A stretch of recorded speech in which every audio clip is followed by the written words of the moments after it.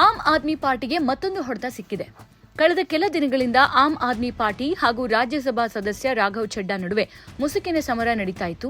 ಇತ್ತ ದಿಢೀರ್ app party Raghav Chadda ಅವರನ್ನ ರಾಜ್ಯಸಭೆಯ ಡೆಪ್ಯೂಟಿ ಲೀಡರ್ ಸ್ಥಾನದಿಂದ ವಜಾ ಮಾಡಿತ್ತು. ಇಷ್ಟೇ, ಮಾತನಾಡಲು ಅವಕಾಶ ನೀಡದಂತೆ ಚೇರ್ಮನ್ಗೆ ಪತ್ರ ಬರೆದಿತ್ತು. ಈ ಎಲ್ಲಾ ಬೆಳವಣಿಗೆ ಆಪ್ನಿಂದ ಒಂದು ಕಾಲು ಹೊರಗಿಟ್ಟಿದ್ದ ರಾಘವ್ ಚಡ್ಡಾ ಇದೀಗ ಆಮ್ ಆದ್ಮಿ ಪಕ್ಷಕ್ಕೆ ರಾಜೀನಾಮೆ ಕೊಟ್ಟಿದ್ದಾರೆ. ಇಷ್ಟೇ ಅಲ್ಲ, ಬಿಜೆಪಿ ಸೇರ್ಕೊಂಡಿದ್ದಾರೆ. ರಾಘವ್ ಚಡ್ಡಾ ರಾಜೀನಾಮೆ ನಿರೀಕ್ಷಿತವಾಗಿತ್ತು. ಇದೀಗ ರಾಜೀನಾಮೆ ಜೊತೆಗೆ ಬಿಜೆಪಿ ಸೇರ್ಕೊಂಡಿದ್ದಾರೆ. ಇಷ್ಟಕ್ಕೆ ಆಮ್ ಆದ್ಮಿ ಪಾರ್ಟಿ ಆತಂಕ ಕಡಿಮೆಯಾಗಿಲ್ಲ.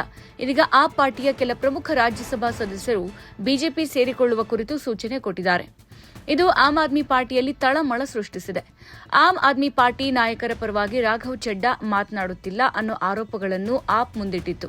ಅರವಿಂದ್ ಕೇಜ್ರಿವಾಲ್ ಜೈಲುವಾಸ, ಮನೀಶ್ ಸಿಸೋಡಿಯಾ ಜೈಲುವಾಸ, ಜಾಮೀನಿನ ಮೇಲೆ ಬಿಡುಗಡೆ ಸಂದರ್ಭಗಳಲ್ಲಿ ಆಪ್ ನಾಯಕರ ಪರ ರಾಘವ್ ಚಡ್ಡಾ ಬಹಿರಂಗವಾಗಿ ಎಲ್ಲೂ ಹೇಳಿಕೆ ನೀಡಿಲ್ಲ ಅನ್ನೋ ಅಸಮಾಧಾನ ಪಕ್ಷದೊಳಗೆ ತೀವ್ರಗೊಂಡಿತ್ತು.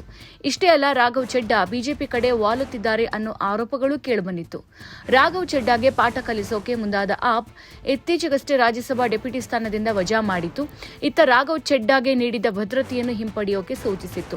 ಇದರ ಬೆನ್ನಲ್ಲೇ ಕೇಂದ್ರ ಸರ್ಕಾರ ರಾಘವ್ ಚಡ್ಡಾ ಝಡ್ ಭದ್ರತೆಯನ್ನು ಒದಗಿಸಿದೆ. ಇದೀಗ ರಾಘವ್ ಚಡ್ಡಾ ಬಿಜೆಪಿ ಸೇರ್ಕೊಳ್ಳುವ ಮೂಲಕ ಭಾರೀ ರಾಜಕೀಯ ಸಂಚಲನವನ್ನು ಸೃಷ್ಟಿಸಿದ್ದಾರೆ. ದೆಹಲಿಯಲ್ಲಿ ಗಟ್ಟಿಯಾಗಿದ್ದ ಆಪ್ ಇದೀಗ ದುರ್ಬಲಗೊಂಡಿದೆ. ಒಂದೆಡೆ ಅಧಿಕಾರ ಕಳೆದುಕೊಂಡ ಆಪ್ ಇದೀಗ ರಾಜ್ಯಸಭೆ ಸದಸ್ಯರನ್ನು ಕಳೆದುಕೊಳ್ತಾ ಇದೆ.